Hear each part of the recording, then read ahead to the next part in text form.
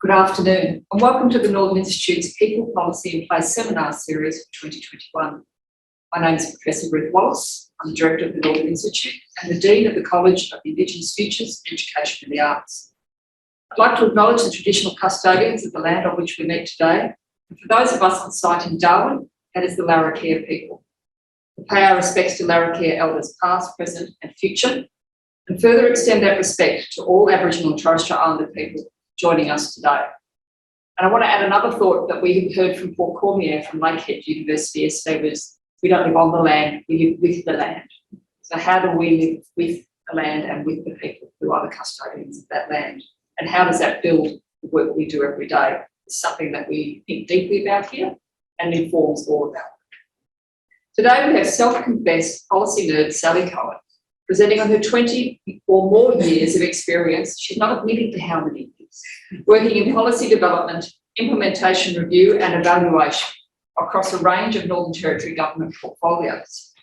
Salli will be sharing her insights into the definition of policy, the types of policy and the strategic triangle, or as she puts it, she's going to be unlocking the mystery of policy. Just a quick note, there will be a Q&A session after the presentation. So please save your questions for then. And if you're joining by Zoom, you'll see there's a Q&A section at the bottom of the screen and you'll be able to add your questions there and we'll go through them together. Thank you very much. I'll hand over to Salli. Thank you so much, Ruth, and welcome everybody and welcome to everybody who's online as well. It's great to be with you all this afternoon. Yes, my name is Salli Cohen. I'm the founder of the Policy Room and I am a self-confessed policy nerd, regardless of the number of years, Ruth, it's okay. We're between friends. It can be lots or little. I too would like to pay my respects to Larrakia elders past, present and emerging. I'd like to acknowledge the beautiful country where we are today, Larrakia country, and perhaps those of you who are joining us online, you're in different countries and I'd like to acknowledge where you are and the First Nations people where you are as well. So firstly, thank you so much for this opportunity and a huge shout out to the Northern Institute. This is a fabulous webinar series and I'm delighted to be part of it. So what I wanted to talk to you today about is policy. And it's really funny, I don't know, and how many of you, I do know that somebody has actually, I know two people who've got a great involvement in policy development. But when people ask me, what do you do? And I say, oh, I do policy, I can see this sort of curtain of, oh my lordy, why am I talking to her? And when I was a public servant and I'd followed it by, and I'm also a public servant, I could tell that they were suddenly struck by SOBS, and that's not what we think it is. SOBS is sudden onset boredom syndrome, and that shouldn't be it. Like, policy is so exciting. And I think one of the things we struggle is defining policy. That's why I want to talk to you about that today.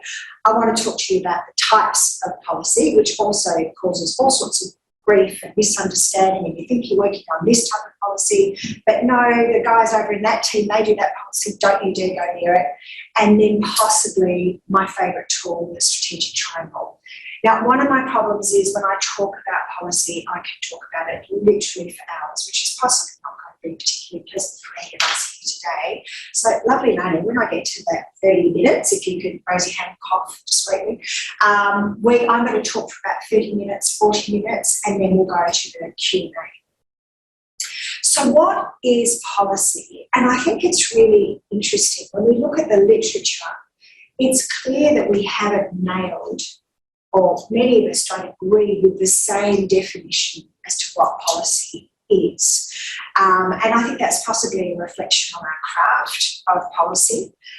It's a reflection perhaps of people's experiences of policy. But there's a definition that I like using, and the definition is from Mike Mitchell. And Mike is a leading academic when it comes to public policy. He's written a wealth of books about it. I was lucky enough to study under Mike when I was doing the combined CDU/Northern Institute/ANZOG Masters of Public Administration. And he's also a former executive public servant. Mike describes policy as an investment decision. I'm going to pause here because if Salli puts in brackets, or disinvestment, to do something to generate a value. It's kind of groovy, not really sexy at all. I never thought as I was a kid growing up thinking I want to make investment decisions to do something to generate value. It doesn't inspire people to join our craft. It doesn't inspire people to join the thing that so many of us, perhaps not enough, are passionate about. But we bring that definition to life when we think about it either in the context of policies that we may be working on, in the context of policies that impact you at work or in your life. Because let's face it, and without, I don't want to sound like, a chapter from the Day of the Triffids or a Kafka novel, policy is everywhere. It really is. And I don't want to be a too big brother, but you think about it, we're in an environment here, we're in an education provider, the amount of policies that surround this campus that actually nudge us to behave in certain ways and to do certain things when we engage with the Northern Institute, with CBU, with Bachelor. And there are policies that define how you can apply, how you study, what the teaching faculty are obliged to do. They're absolutely everywhere. They follow us into our health clinics, they follow our kids to school, they're on the public transport that we get to and from work. They nudge our behaviours, they change our behaviours. Policies will check in with us, they'll see how we're going. It would be disingenuous for me to suggest that we are appreciative of all policies. And I think that's really obvious, but I think it needs to be called out. When we're developing policy, our aim is to generate value. And I'm going to come to that, hopefully, that I haven't got over time because that's a really important part. So I haven't got any yet, I'm going to tussle with you later. Our goal is to generate value. Not everyone, and it's something that we need to come to terms with, particularly for policy practitioners. In our craft, we've got to have a really good stock resource of resilience, because there are people who are going to slam the policies. There are people who are going to suffer as a consequence of our policies.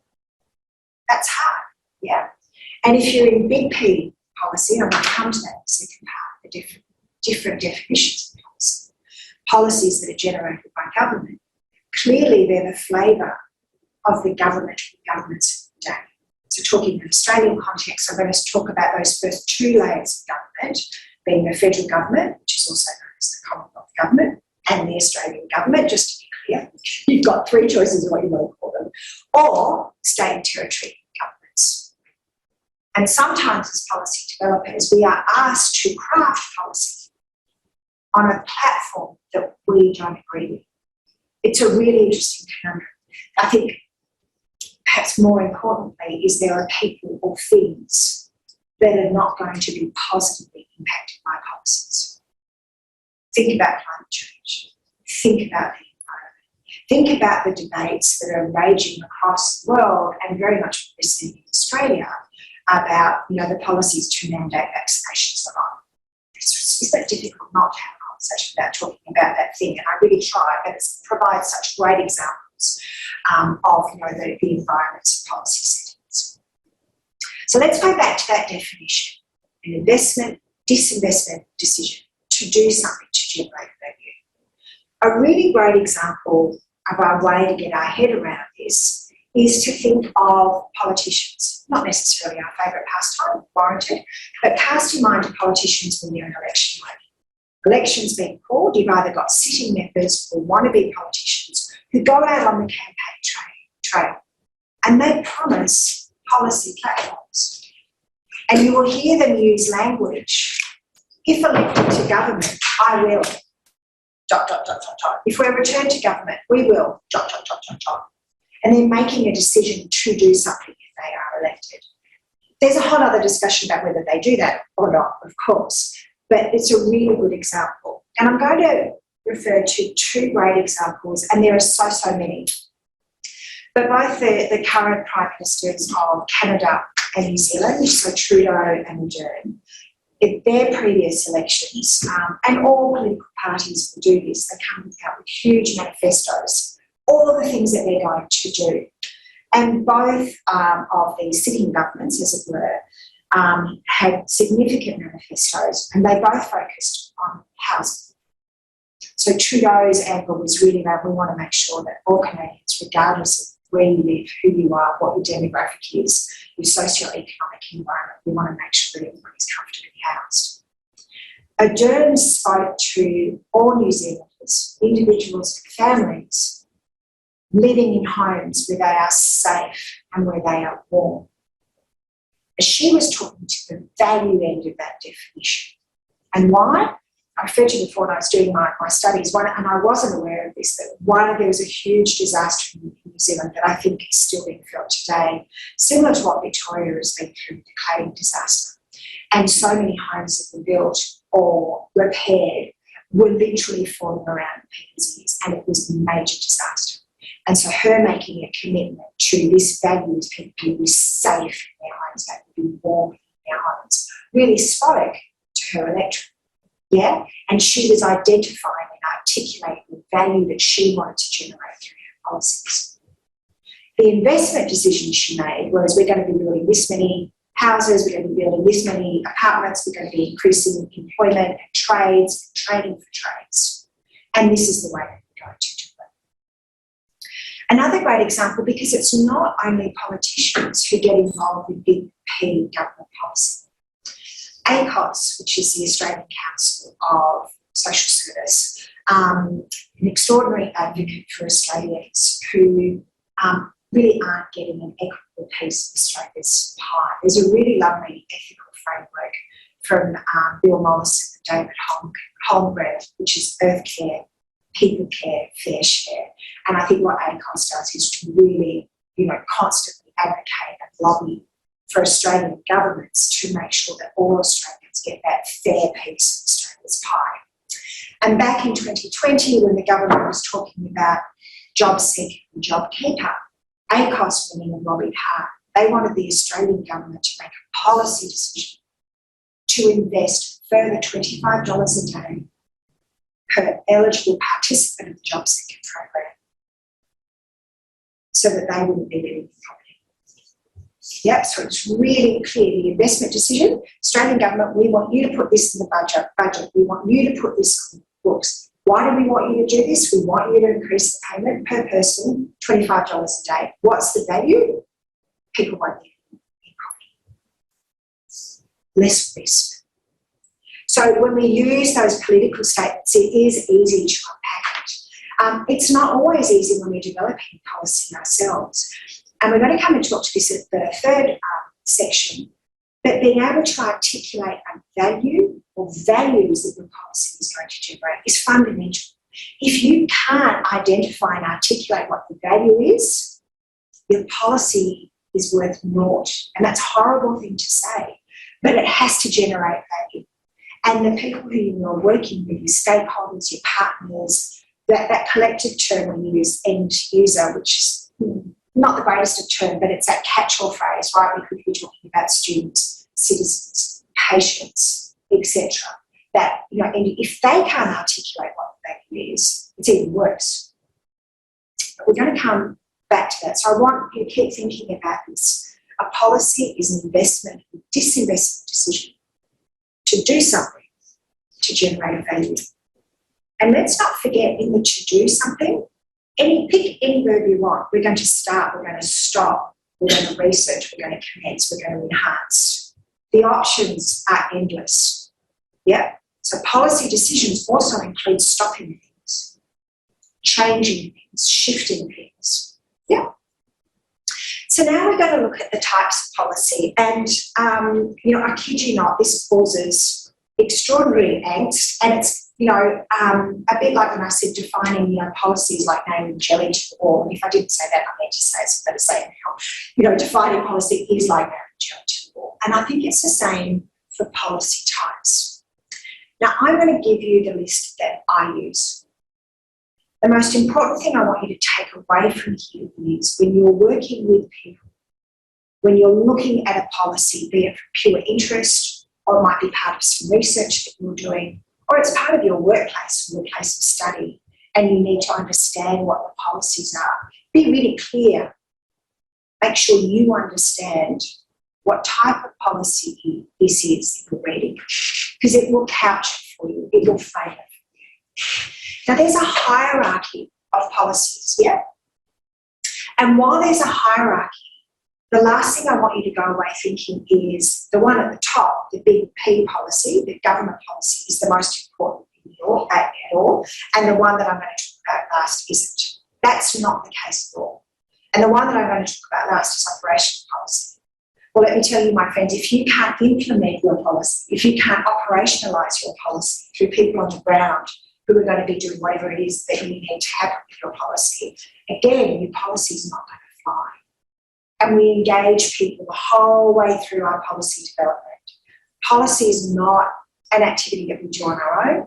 Policy is not an activity we do just with our team members and our crew buddies. We need to go far and wide. We need to bring in excellence. So we've touched a bit on big P, government policy. And the reason why that sits at the top of this hierarchy with legislation, I think it's fair to say out of the policy and legislation relationship, legislation is definitely the alpha in the relationship, right? You know, legislation can dictate policy or dictate how things are supposed to happen. Policy can be couched in legislation, but it doesn't necessarily require legislation.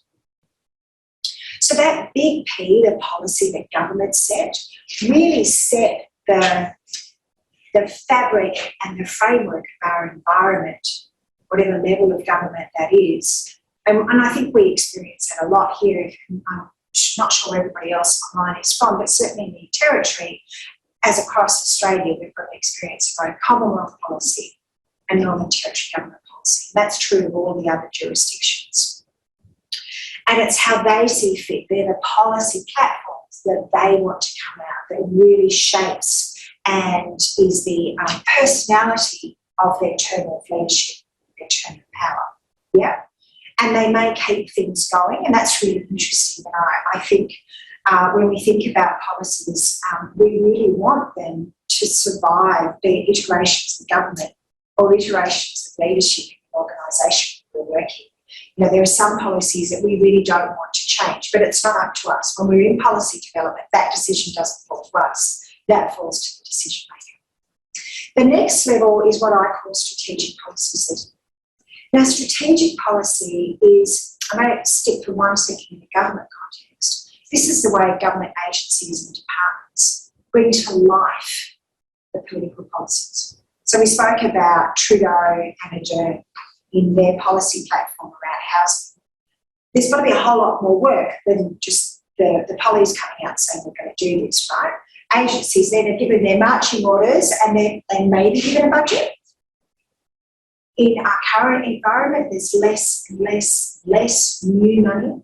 Often we're required to do things within existing resources, and that can be really hard. We've got all these priorities over here, but now there's this priority. How do we manage that? How do we juggle that? Sometimes resources are shifted from this area to go and work over here. So resources investment doesn't necessarily mean new investment. But strategic policies, and this is true of private and commercial sectors, it's true of Aboriginal community-controlled organisations, NGOs, not-for-profits. They have their strategic policy settings. They capture what they want to do in a forward period of time.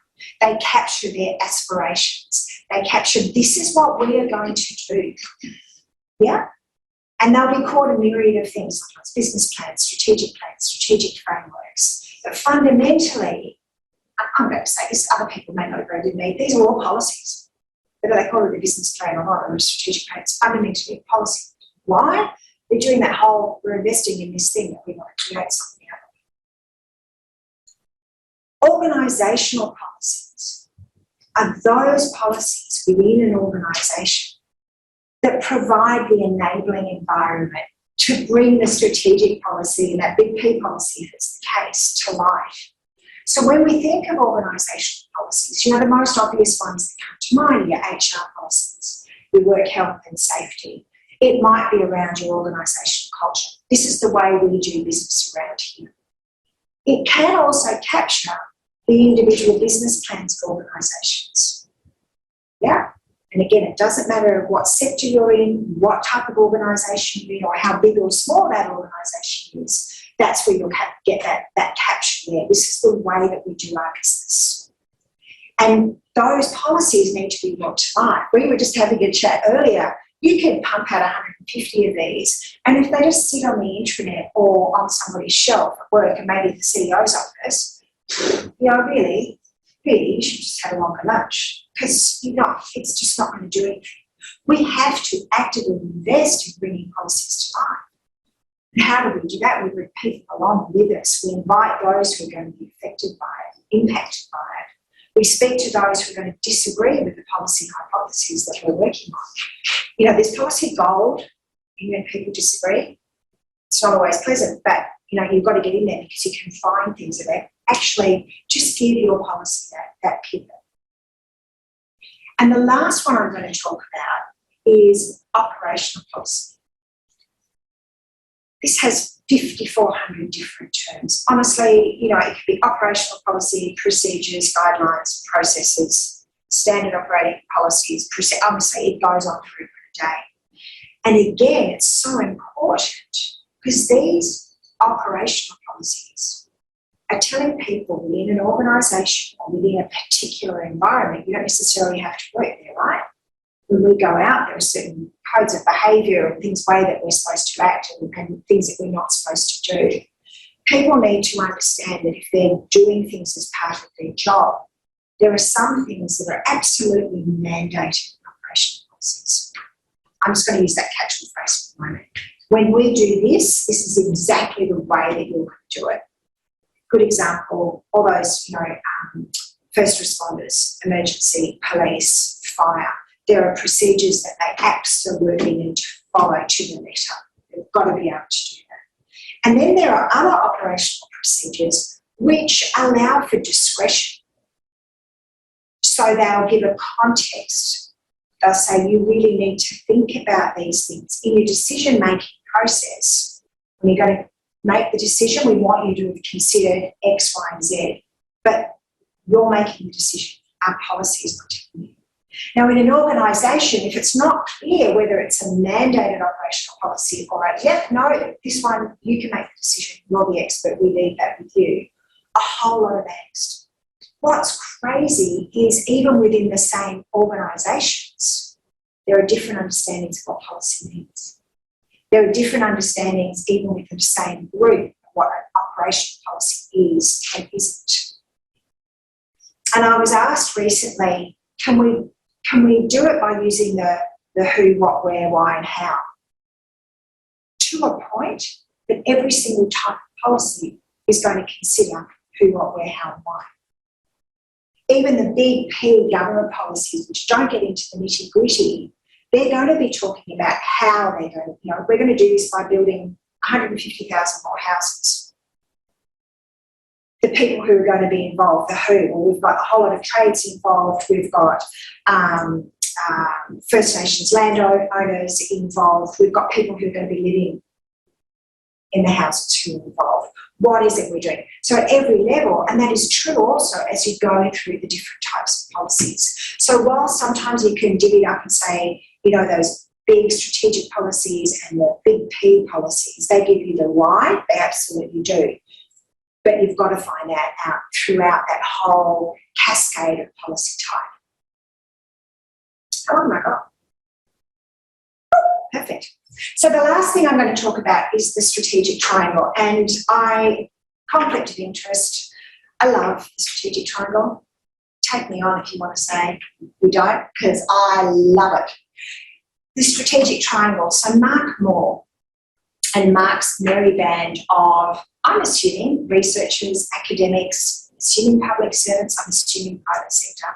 Mark's based in the Kennedy School of Business at Harvard and took a lot of years exploring ways to improve how government works. And I think my understanding, and I was lucky enough to attend a meeting where Mark was the keynote speaker. In fact, the whole meeting was around the strategic triangle, and Mark and I was a groupie from day one. I think his intention was to identify really good practices in the private sector that could be translated to the public sector, because he thought there would be value there. And it was interesting, he said by the end of his research, he said, well, actually, there are some things that we do that I reckon trump, the private sector.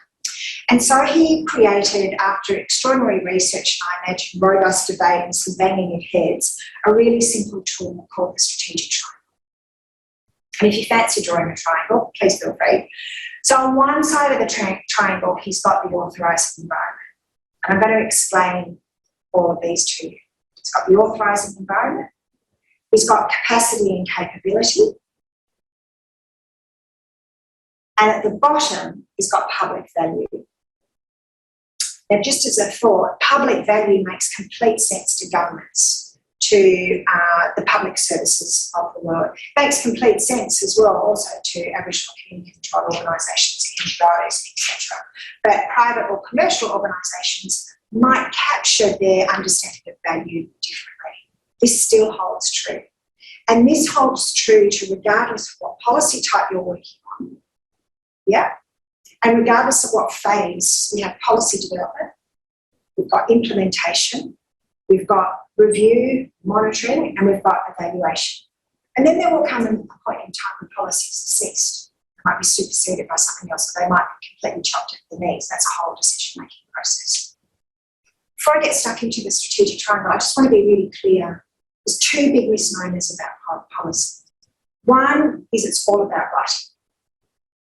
Yes, you have to be a good writer. But my lordy, there are so many other soft and hard skills that you need to do policy. You need to be curious. You need to have perseverance. You've got to be resilient. You've got to be patient. You've got to have empathy. You have to be really good at listening.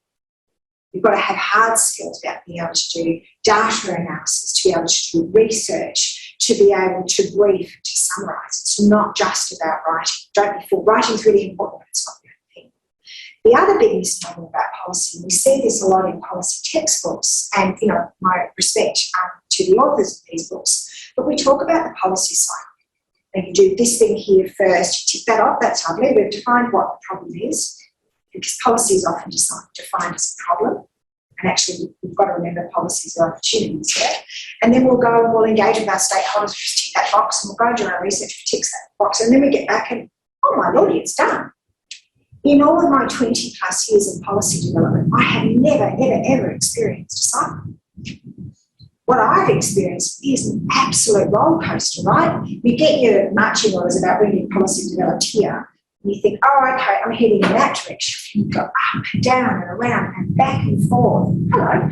And things happen. Why? Because we don't develop policy in a bubble. Things happen in our community, things happen politically, things happen on the international stage. Just look at that thing again that we're not going to mention today, but that's completely disrupted the world. You can bet your bottom dollar it's completely disrupted the policy world as well. And if we're stuck in our policy bubble, we're not creating any value. We've really got to be attuned and have our agenda out. So let's quickly look at the three sides of the strategic triangle. The authorising environment. And sometimes if you look this up after today, you look up the strategic triangle, you will see some slight variances in language. The authorising environment is fundamentally the decision makers, those people with the authority to say, yes, we need a policy developed or implemented or evaluated or ceased. We as policy developers don't just go, you know what, Manfred, I've been thinking about this policy. Why don't you and I rip it up, we'll chuck it on the internet and we're down at policy run. Not at all. It's got to be authorised. Yeah, absolutely. And our authorising environment are really key and critical to us. They're going to have expectations of us and we should have expectations of them because they're going to have insights and connections that we don't have. On the other side is capacity and capability. And for me, this talks to two things. One, our own policy capacity and capability. And I think, I don't know, Greg, what your feel is, but my feel is, and certainly my experience, those people who are experienced policy craft practitioners, they're few on the ground. And we often do the, stealing from Peter to pay Paul, whichever way that goes around. There aren't a lot of us. But we've got to know what our capacity and capabilities are so that we can supplement that, if you will. We need other experts coming in. But very rarely have I worked in a team where everybody's been a policy expert or a long-standing policy practitioner. And our expertise is in policy development, not necessarily a particular subject. Though some people will go off and they may become a policy expert in public health, for example, or environmental land management. for example. We also need to think about the capacity and the capability of those people who are going to be implementing the policy. And far too often do we think about, oh, shoot, we should be talking to them. Is this thing that we're developing possible to be implemented? Yeah, I remember the first time I was confronted by implementation. We drafted this, what we thought was a marvellous policy document, took it to our supervisor, and the supervisor said, where's the implementation plan? What? No idea. People who implement what needs to happen in the policy, they're going to tell you things about whether what you want to introduce or change or stop makes sense. Does it make sense to the people on the ground who are going to be impacted by this? Do they have enough staff? Do they have enough resources? Does this require a whole new type of technology? And unless we know that, that poor person who's the public face of the policy, wherever that is, be that your CEO, your dean, your VC, they're going out and then somebody back goes, sorry, can't actually do this. Doesn't work well. So we need to think about that. So here we've got authorising environment, got capacity and capability, both within our team and with those who are going to implement it, and for those who are going to continue with it as business as usual. Because policies are action plans. Policies make things happen. Yeah. And the last thing I'm going to talk to is value. So I said at the beginning, if we can't articulate what the value is in our policy, if it's not ringing true to the people who are going to be impacted by the policy. Now, as I said at the beginning, not everyone's going to receive it well, right? And the decision makers will make those hard decisions. Sometimes for them it's not a hard decision, it's the way they absolutely want to go. And sometimes the evidence is pointing in a very different direction, but the decision maker's job is to make a decision. Yeah?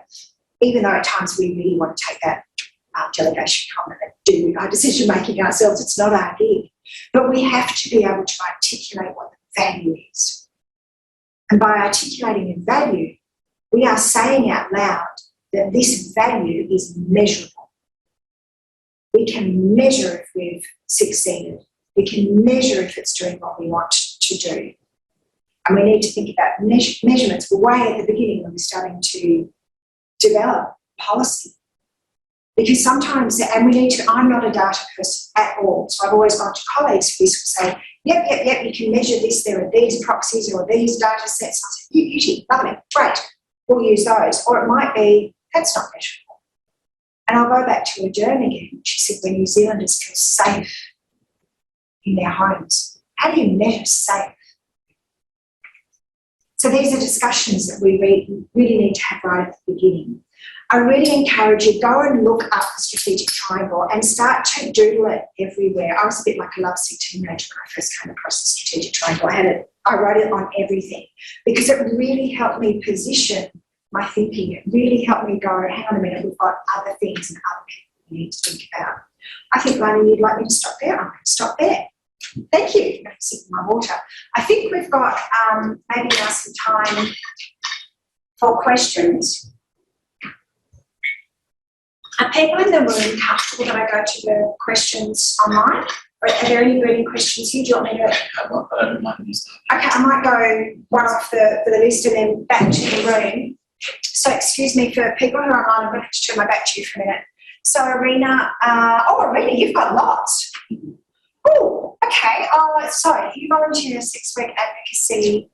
So people can't see these, can they? I have to read them out. So I volunteer, so this is Arena. I volunteer in a sex work advocacy and am across a few key peer orgs. Other than volunteering, what would be a good way to gain employment in this section, in this sector?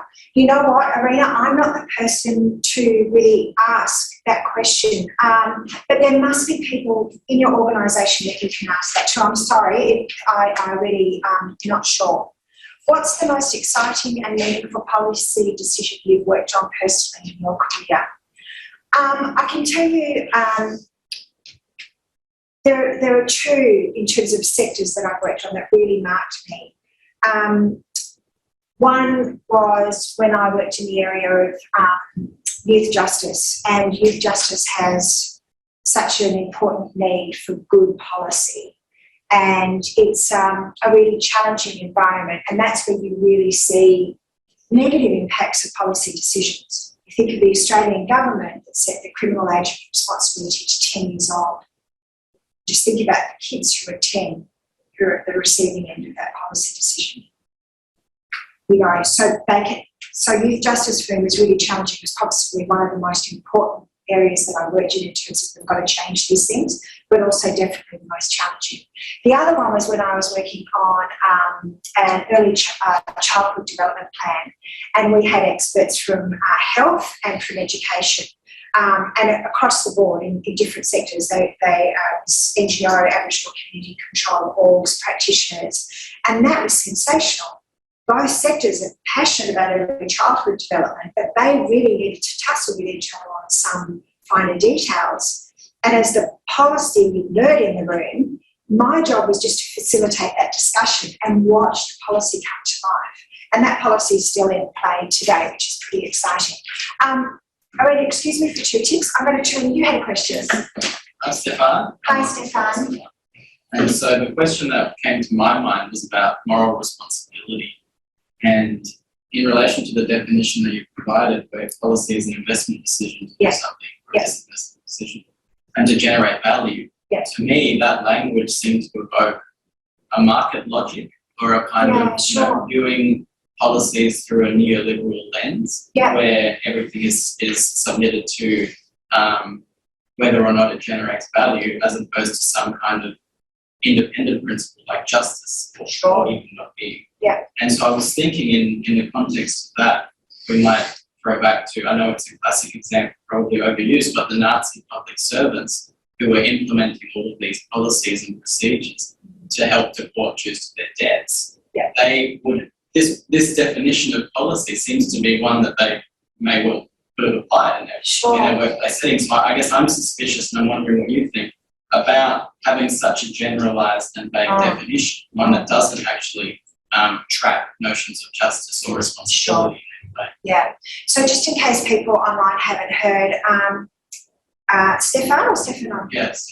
Stefan has asked a question and really challenging that concept of the definition that I gave about the investment, disinvestment decision to do something to generate a value, and how that potentially is completely ignoring, and perhaps really detrimentally so, other values and morals like justice, equity, and all of those things, human rights. I think your question is absolutely valid, and I think one of the things that we need to think about when we think of value in policy development, how are we defining value?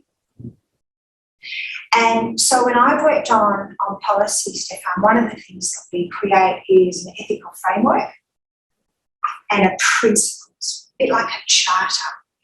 And this for me is really fundamental that we apply this. Now, different sectors will have their own principles, health, do no harm, child protection, the safety of children. And it's really important that we're cognizant of those. But values, absolutely, the bulk of my career was really around social and human service delivery.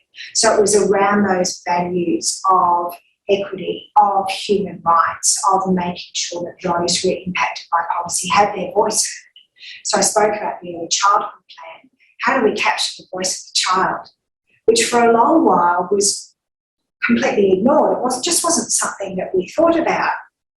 And now that's becoming more and more mainstream to the point where people say, well, what do you mean you haven't got the voice of the child in your discussion? I think you're making me think, because I also think then the onus is on us to, as policy developers, there's things that we need to be acutely conscious of in our development. So around legislation, around human rights, around conventions, and making sure that our policies, where appropriate, reflect those and capture those. And that was one of the challenges that I found in youth justice.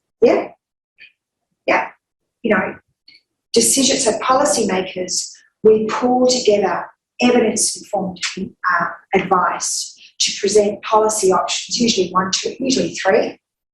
Every now and then we say keep the status quo, don't change your policy, but usually about 3, to give the decision makers, and I'm not passing the buck here, but as policy writers, we are not the decision makers. But I do think we have an absolute onus, and I can imagine you in an environment saying, hang on a minute, what about And we have to do that. That has to be part of our work. And I think when we're talking about our own morals, our organisational morals, and we get drawn to those organisations either that we think that we can make a difference or who are reflecting our own. And we will absolutely be challenged by those policy decisions that contradict or completely conflict with our own. So, yeah, I'm hearing what you're saying to that looseness of it. For me, value, I'm glad you picked it up because I haven't thought about that in terms of, you picked it up from like a market sense. For me, it's not a value in terms of dollars and cents. For me, it's a value around the social value, the environmental value, the technological value. There will be talk about economic and financial values, people value, political value. And that's how we capture that. And so that's where it's really important in defining and being able to articulate what the value is. Does that help? Yeah, that does help. Thank you. Yeah. Keep flying that flag. Hello. Yes, hi, I'm Kamal from Real. Just following on what Stephen has said, I think that's a major drawback in our policy planning. Same with natural resources and human well-being, we're missing a lot on that. So it's kind of definition. It's impacting people in the long term. That's interesting. Yeah, okay. Yes. If we look from human well-being perspective, our economies are based on, GDP and all the policies got planned and the programs got executed. That's for that investment-based return. But human well-being is not all the time. Yeah.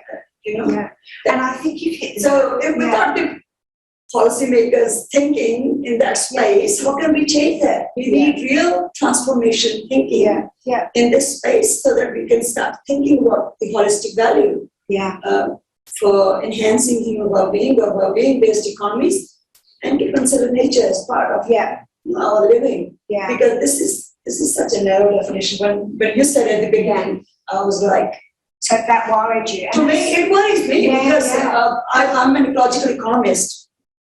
So I consider those values are very important. So I try to bring that to the table, putting some dollar values to those. Yeah.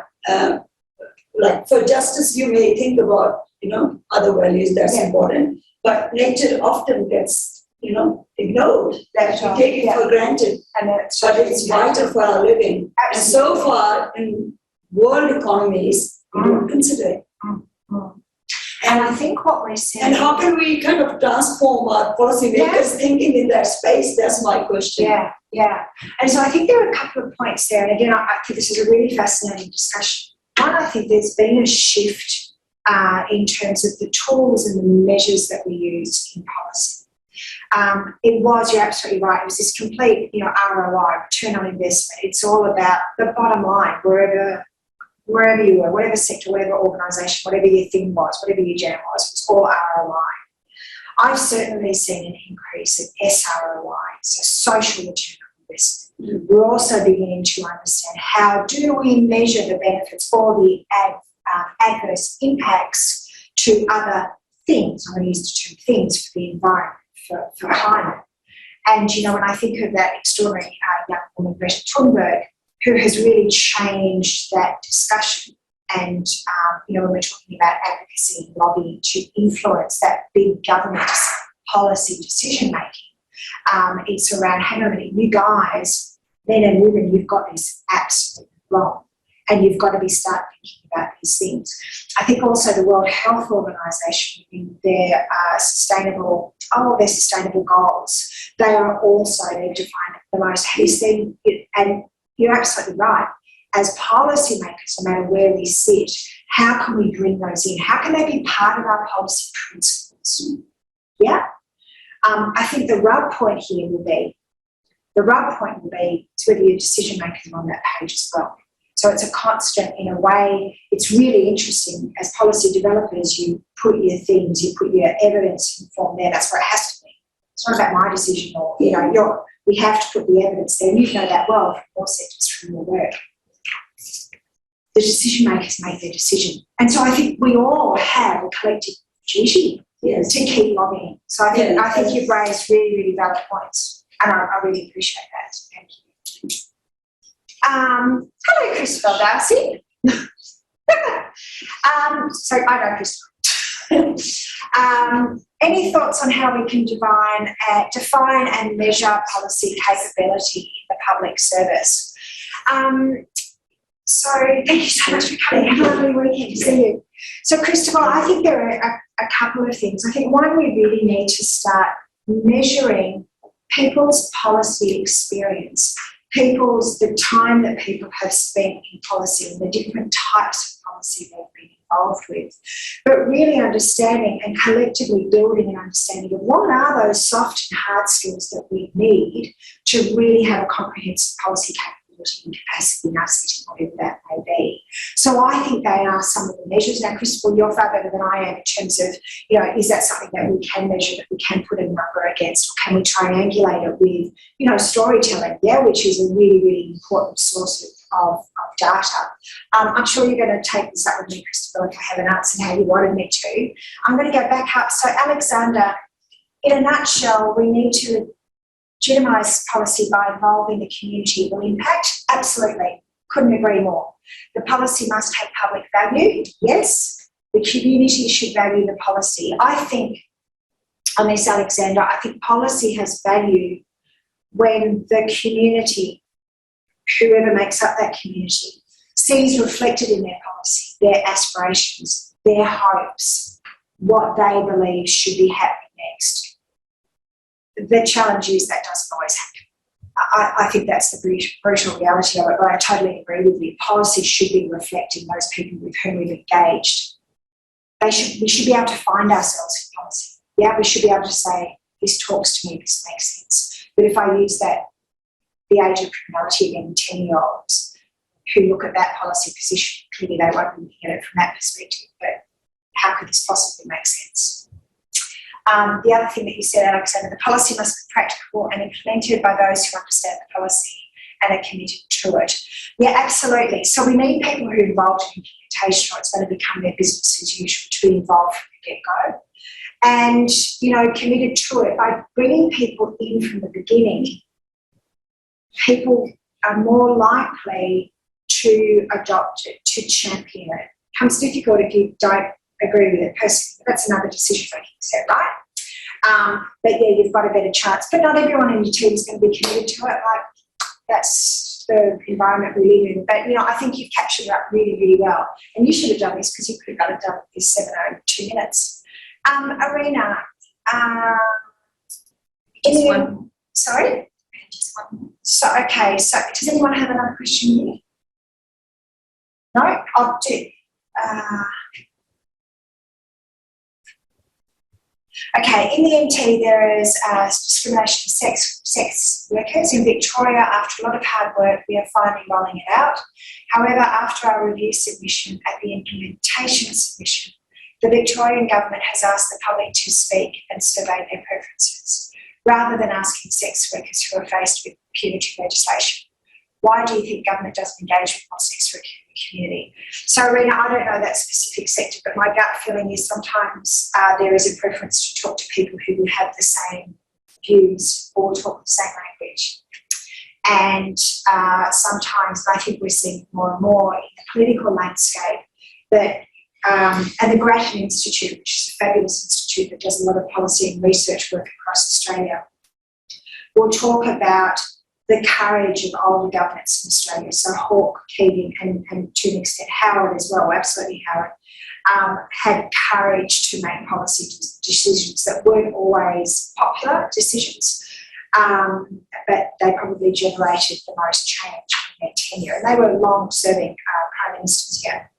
We're seeing more and more the hesitation on the authorising environment if we're talking in the government context, because, and I think it's fair to say that 24-hour news cycle constantly gets beaten up.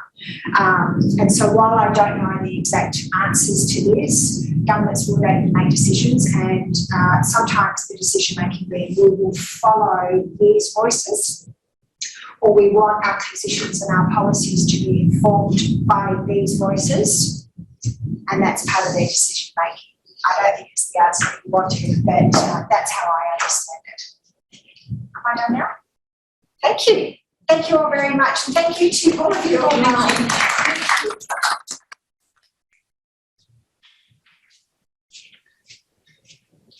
everyone. It's Greg Williams here. I'm just stepping in for Ruth. He's had to step out. And I just want to say, Sally, thanks heaps for your job this morning. It's hard to work. And I can see a series coming on, I reckon. There's potential for a number of things there. Like I've got about 20 questions in the I didn't want to clog up the afternoon. But thanks for everyone for joining with us this afternoon. It's been great to have you online. For those of you in the audience with us here today.